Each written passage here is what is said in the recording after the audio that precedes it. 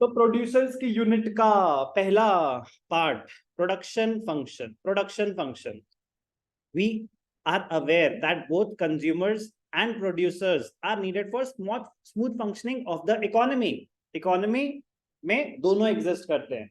अपने आप में कंज्यूमर किसी काम का नहीं, अपने आप में प्रोड्यूसर भी किसी काम का नहीं, तो they both will be operating simultaneously.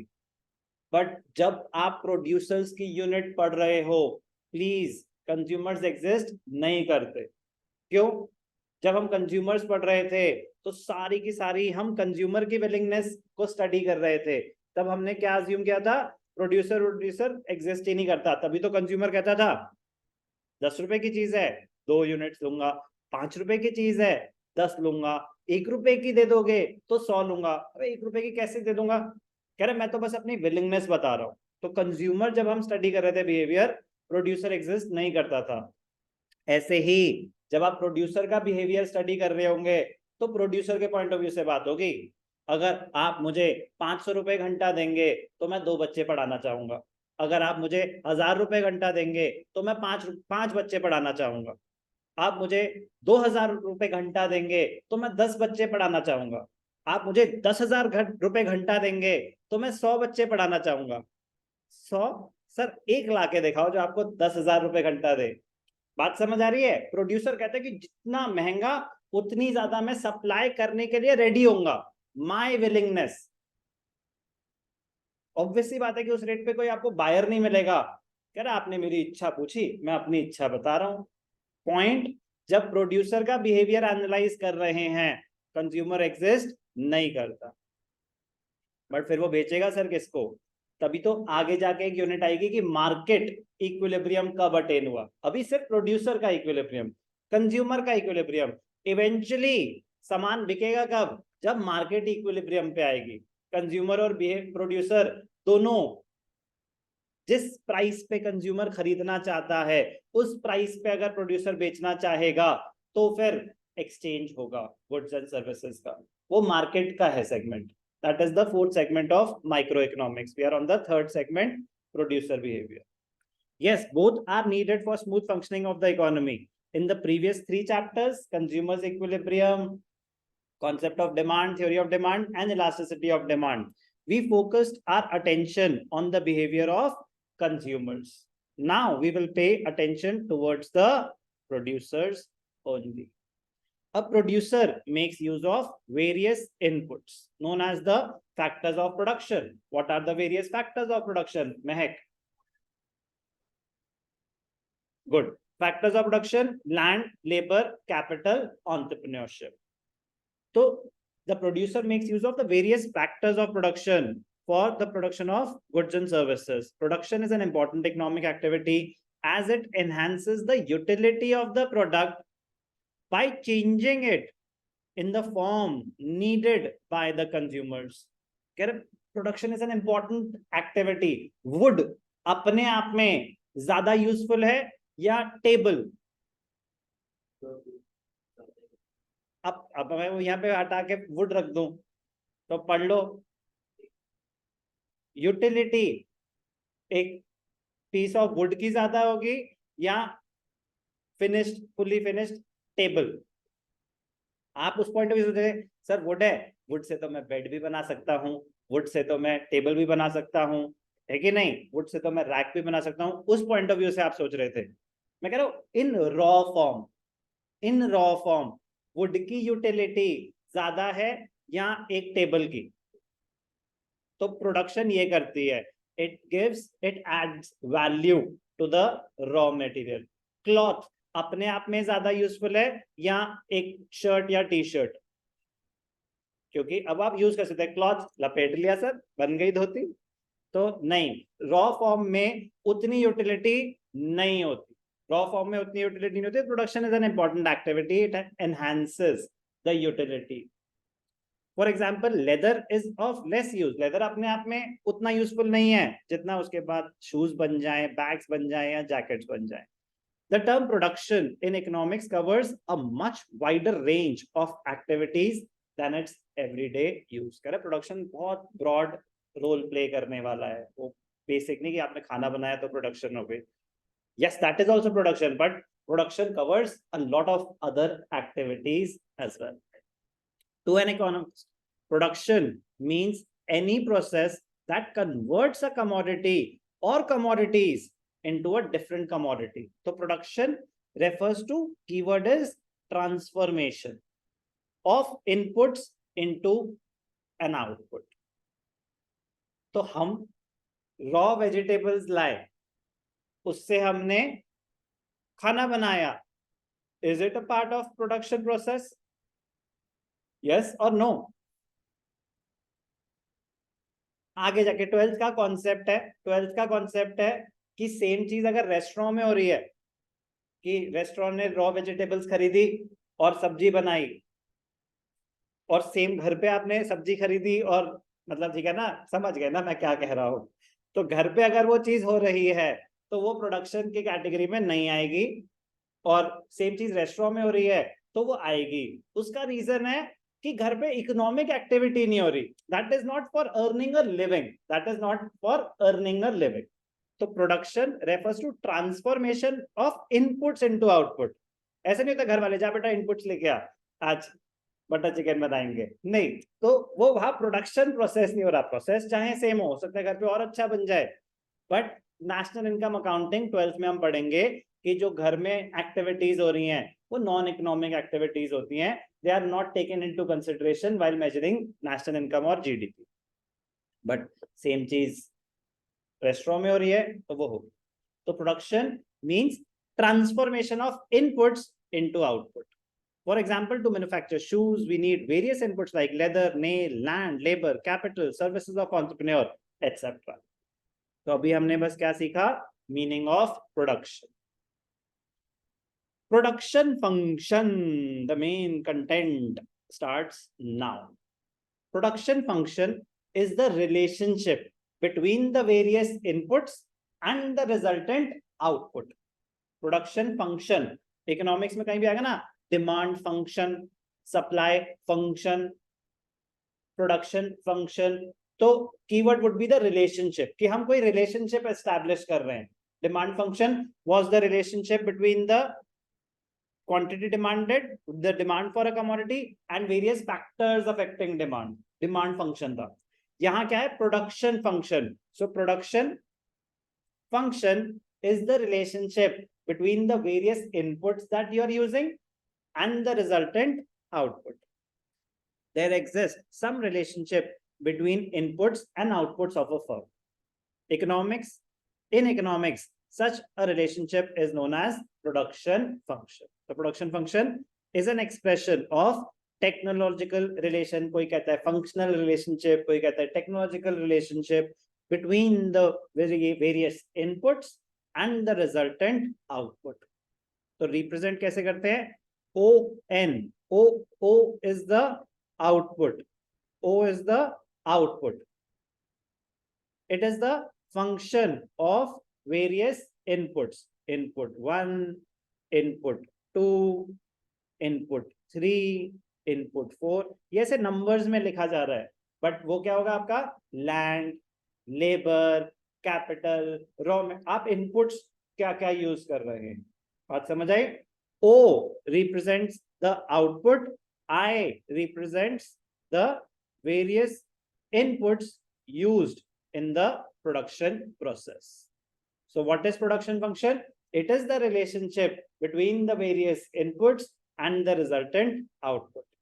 ये square root नहीं है, वो image copy paste का formatting error है. समझ से कहीं फॉर्मूला नहीं है, इसका स्क्वायर रूट निकालना पड़ेगा. नहीं, वो फॉर्मेटिंग एरर है. ठीक है ना? तो घबराए ना कि अच्छा ऐसे वाले न्यूमेरिकल्स नहीं, कुछ नहीं है. ये इसकी छत है, ठीक है ना? इस छत को इग्नोर करें. बारिश के टाइम ये नोट्स होने दे.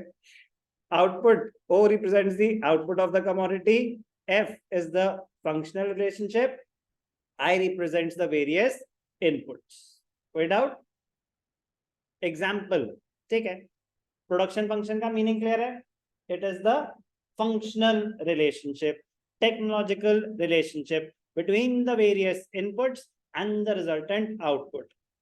डेफिनेशन में आपके पास ऑप्शन नहीं होगा कि आप उसको मॉडिफाई करके अपने टर्म्स में लिखें। 1 और 2 लाइंस हैं, वो एग्जैक्ट होनी चाहिए, कोई कीवर्ड मिस नहीं होना चाहिए।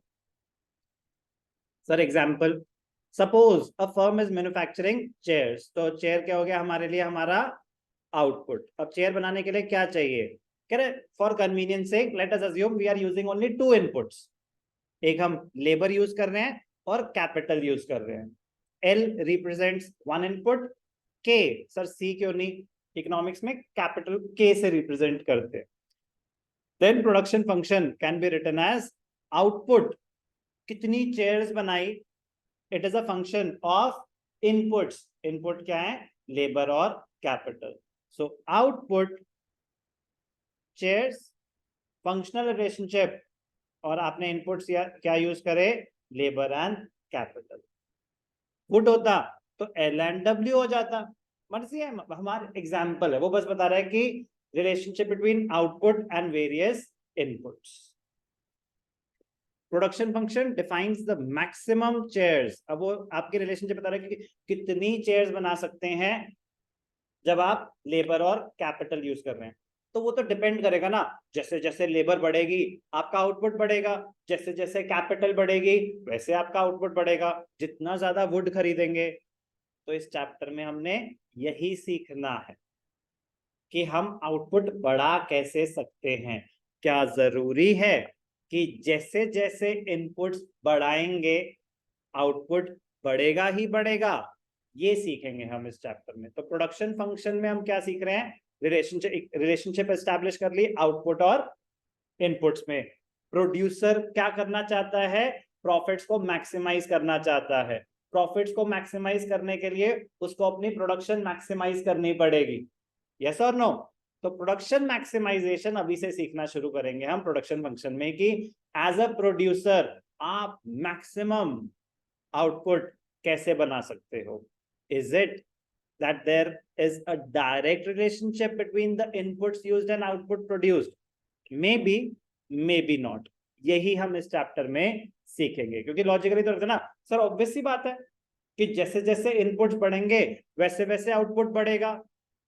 अभी पता चल जाएगा कि ये इतनी ऑब्वियस बात नहीं है। It depends whether you are operating in the short run or the long run, whether we are enhancing the fixed factors or the variable factors. तो पॉइंट इज कि प्रोडक्शन फंक्शन अंडरस्टैंड करने से पहले हमें कुछ टर्म सीखनी पड़ेंगी कि ये शॉर्ट रन क्या होता है, ये लॉन्ग रन क्या होता है, ये फिक्स फैक्टर्स क्या होते हैं, ये वेरिएबल फैक्टर्स क्या होते हैं।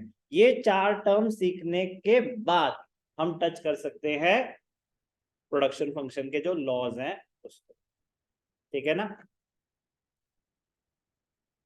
So production functions define the maximum chairs which can be produced with the given capital and labor inputs. If the production function is expressed as, अब ध्यान से देखना इसको रीड कैसे करेंगे, 250 is equal to 7L 2K, इसका मतलब 250 chairs can be produced if 7 units of labor and 2 units of capital are used. Sir ये 2 units of capital क्या होता है, एक्सप्रेशन है, एक्सप्रेशन है। कैपिटल तो पैसा होता है, money invested in the business, expression है वो बताएंगे 1 unit of capital is 10 lakh और 5 लाख। हमें ये सॉल्व नहीं करना, ये बस आपको बता रहा है कि production function is the relationship between output and the between the various inputs used and the resulting output. तो लेकिन अगर मैं ऐसा एक्सप्रेशन लिख रहा हूं तो रीड करना आना चाहिए। अब मैं अगर इसको ऐसे लिख रहा हूं कि 1000 is equal to 10L and 5K, तो इसको रीड करेंगे मिस्टर आर्यन मल्होत्रा, ये क्या है बेटा,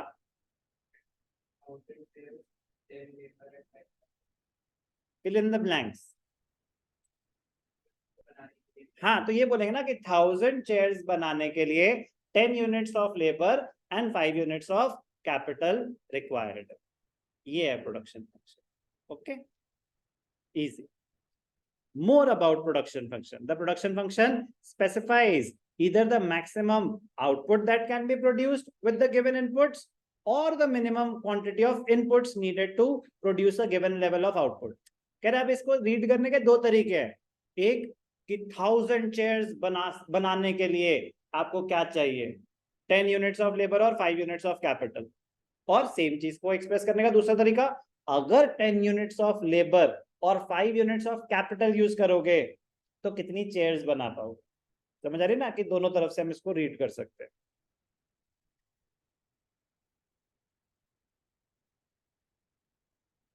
Production function establishes a relationship between inputs and output, which is technical in nature, इसलिए इसको बोलते हैं technical relationship. Production function is not economical. Very important point. It is not economical, मतलब सस्ता नहीं है, महंगा पड़ता है नहीं। Not economical मतलब values यूज नहीं कर रहे। प्रोडक्शन फंक्शन यूनिट्स में बात करता है, प्रोडक्शन फंक्शन यूनिट्स में बात करता है। चेयर्स कितनी बना पाओगे, लेबर कितनी यूनिट्स चाहिए, कैपिटल कितनी यूनिट्स चाहिए, यूनिट्स में बात कर रहा है। वैल्यू असाइन नहीं कर रहा, वैल्यू असाइन नहीं कर रहा। तो हमें नहीं पता चेयर्स की वैल्यू क्या है, हमें नहीं पता लेबर की सैलरी क्या है, हमें नहीं पता कैपिटल अमाउंट क्या है। तो वो एक अलग एक्सप्रेशन है। It is not economical in nature, मतलब उसको वैल्यूज असाइंड नहीं है, यूनिट्स में बात कर रहा है। We do not consider the value of inputs and output while studying production function. Production function is always defined with respect to a given technology. मतलब आएगा अभी अपने assumptions बताएगा कि assuming कि state of technology remains the same, तो 10 unit of labour और 5 unit of capital use करें तो 1000 चेयर्स बनेंगी। आपकी टेक्नोलॉजी अपग्रेड हो गई, एडवांस मशीनरी आ गई, तो हो सकता है 1000 की जगह 5000 चेयर्स बना सको। समझ आ रही है बात। तो कह रहे कि जो एक फंक्शन है, एक इक्वेशन है, वो कब अप्लाई करेगी, with respect to a certain level of technology.